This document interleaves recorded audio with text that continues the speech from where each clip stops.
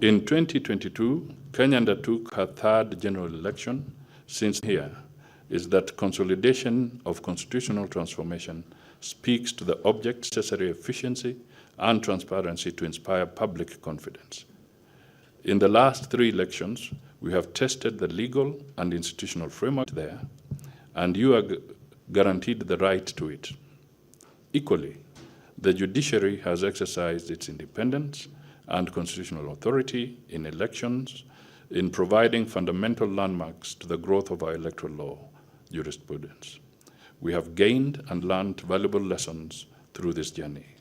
Nevertheless, if full consolidation of constitutional transformation is to be realized, we must be honest, there are real challenges that need addressing to make subsequent election cycles